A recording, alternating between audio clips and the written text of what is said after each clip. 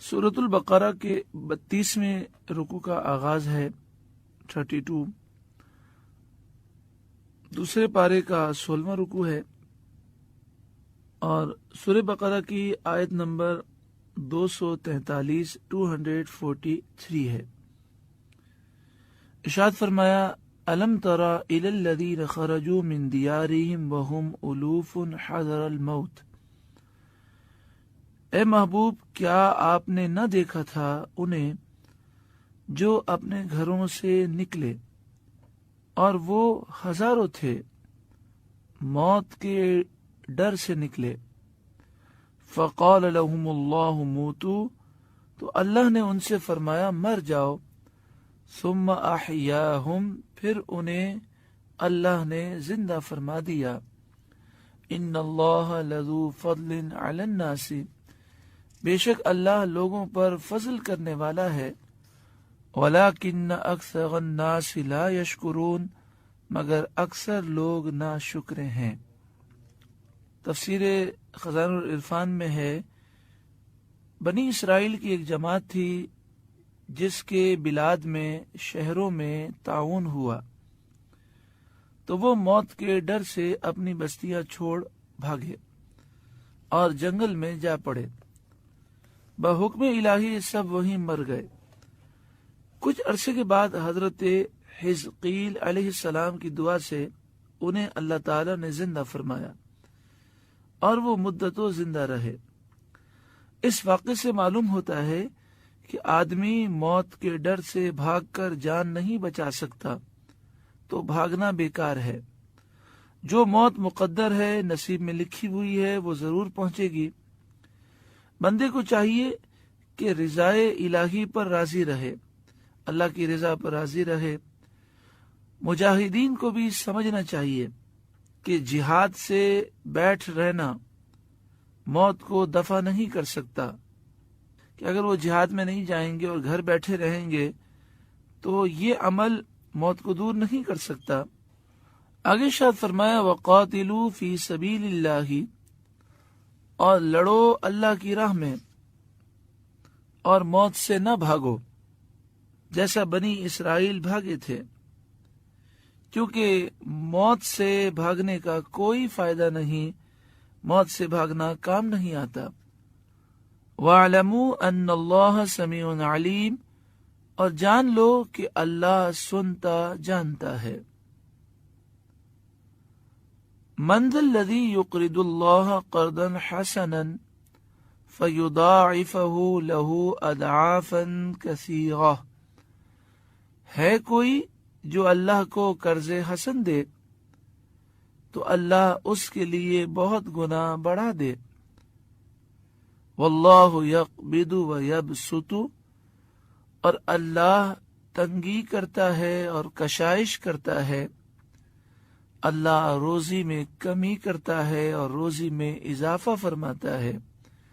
وَإِلَيْهِ تُرْجَعُونَ، اور تمہیں اسی کی طرف پھر جانا ہے، پلٹ کر اسی کے حضور حاضر ہونا ہے۔ اس آیت کریمہ میں یہ حکم دیا گیا کہ اللہ کی راہ میں اخلاص کے ساتھ خرچ کرو۔ اللہ کی راہ میں خرچ کرنے کو قرض سے تعبیر فرمایا گیا۔ یہ کمال لطف و کرم ہے، بندہ اس کا بنایا ہوا اور بندے کا مال اس کا عطا فرمایا ہوا۔ حقیقی مالک وہ اور بندہ اس کی عطا سے مجازی ملک رکھتا ہے، مگر قرض سے تعبیر فرمانے میں یہ دل نشی کرنا منظور ہے۔ اس میں یہ درس دیا جا رہا ہے کہ جس طرح قرض دینے والا اطمینان رکھتا ہے کہ اس کا مال ضائع نہیں ہوا، وہ اس کی واپسی کا مستحق ہے، ایسے ہی راہ خدا میں خرچ کرنے والے کو اطمینان رکھنا چاہیے کہ وہ اس خرچ کرنے کی جزا یقیناً پائے گا اور بہت زیادہ پائے گا۔ کتنا پیارا انداز ہے اس آیت کریمہ میں۔ اس کے باوجود اگر ہم خرچ نہ کریں، پھر غور کریں، ہمیں اللہ نے پیدا کیا، ہمیں یہ صحت، تندرستی، عافیت اللہ نے دی، مال اس نے دیا، اسی کی راہ میں ہمیں خرچ کرنا ہے۔ دینے والا وہی ہے اور یہ اس کا فضل ہے کہ وہ قبول فرماتا ہے اور پھر اس دینے کو قرض حسن فرماتا ہے۔ کتنا پیارا انداز ہے کہ جس طرح ہم کسی کو قرض دیں تو ہم یہ مطالبہ رکھتے ہیں کہ میں نے آپ کو اتنے پیسے دیے ہیں، مجھے واپس چاہیے، اور ہم واپسی کا حق رکھتے ہیں۔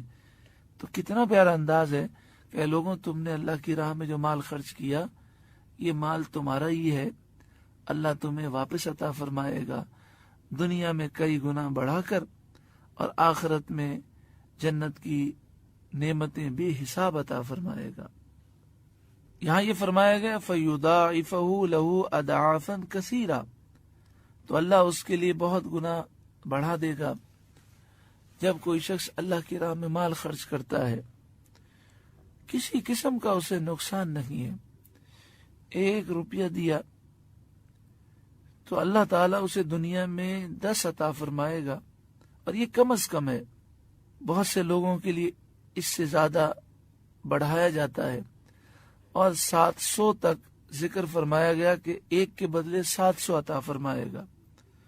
اور یہ بھی فرمایا گیا کہ واللہ یضاعف لمن یشاء، یہ 700 بھی حد نہیں ہے، اللہ جس کے لیے چاہے گا اسے اس سے زیادہ عطا فرمائے گا۔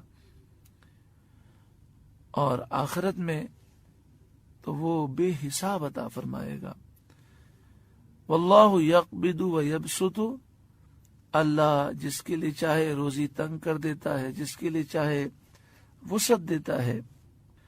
تنگی کرنا، فراخی کرنا اس کے قبضے میں ہے، اور وہ وعدہ کرتا ہے کہ جو اس کی راہ میں خرچ کرے گا اللہ اسے وسعت عطا فرمائے گا۔